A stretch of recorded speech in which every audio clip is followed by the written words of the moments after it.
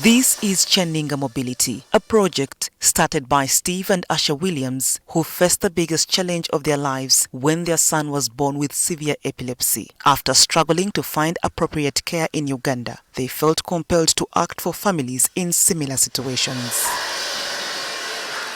Such families were often shunned because of widespread beliefs that disability is contagious or caused by witchcraft, and they were in dire need of help. The couple established Kyaninga Child Development Center, KCDC, in 2013, offering medical, therapeutic and educational support to children with disabilities. My son was born with epilepsy and a developmental delay. We ran quickly to the local hospital. They sent us to Kampala. They still couldn't control the epileptic seizures. They sent us to Nairobi, and Nairobi said you need to get to the UK as quick as possible. We can't control the seizures. So we looked for a professional physiotherapist to come and help our son for 6 months, and about 20 families that we'd met. And then Fiona Beckerleg answered that call. She came over, and after 6 months she had 200 children on her books, and she was a physiotherapist. However, one critical challenge persisted. Many children could not access care or school simply because they had no way of getting there. Parents came to us again and said, but we can't get the wheelchairs. The wheelchairs we can get, they break quickly, they don't get over the potholes, we can't go long distances, we can't take our children to school with them, and they're not fitted to the child. So you have this problem with one size fits all, which ends up worsening disability because you don't have the proper trunk support, you get bed sores. So we spent 4 years, we thought it would be quicker, designing and developing a wheelchair that would suit the East African terrain. To address this, Kyaninga Mobility innovated wheelchairs made from bamboo. The wheelchairs are custom designed to withstand rugged terrain and meet the specific needs of each child. Relative to the wheelchairs that are imported, which require smooth terrain, our wheelchairs can actually maneuver anywhere. Initially, we had some complications with our wheelchair, like broken parts and all that, but with time, we went on modifying our chair to become better. And even up to now, we shall keep on modifying it to become better and better. At least these children are able to move on their own, rather than before where you had a child, they just drop the child at school, you have to carry her to the toilet, carry her to this. At least they are able to move to further places. So the wheelchairs we make basically were started for the kids, though the need for making adult chairs also came about. The project operates on a community-based model. Bamboo seedlings are given to local farmers to grow, and once mature, Kyaninga Mobility buys the bamboo, hence supporting rural livelihoods. So basically, this is a small species of bamboo. It's a smaller diameter bamboo. So it's basically used for those smaller diameter assistive devices like crutches and all that. But it's not abundant. That's why we have the program here. But very soon we shall also start the program of growing the bigger one, the vulgaris and all that.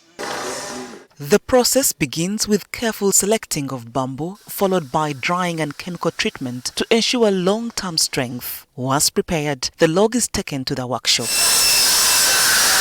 More than 50 people are employed to help in the manufacturing and assembly process. So basically we have two sections, the carpentry section and the metalwork section, plus of course the finishing section.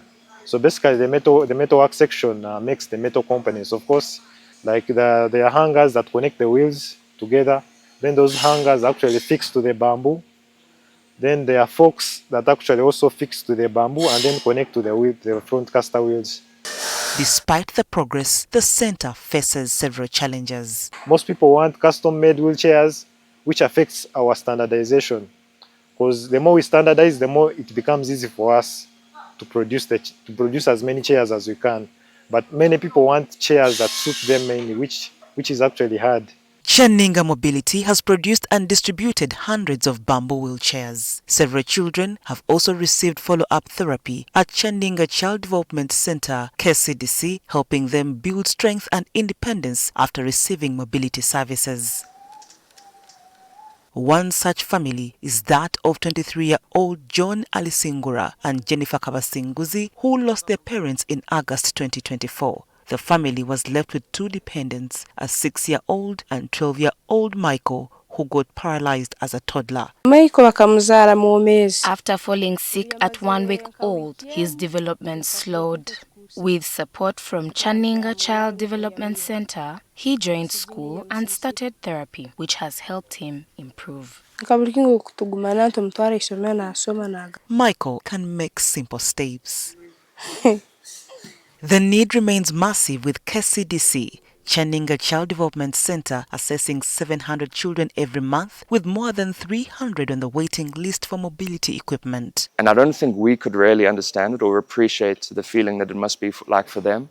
But it's the equivalent of receiving legs in terms of independence and mobility and just dignity for these children. And when you see that child grinning, their mom is happy, it really makes everything worth it. You understand why we're here.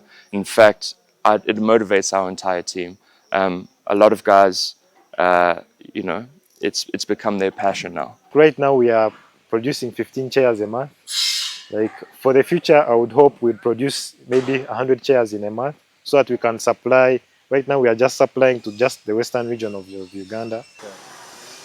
The long-term goal is to reach more communities across the country using the same locally driven, sustainable model. Betty Modondo, NTV.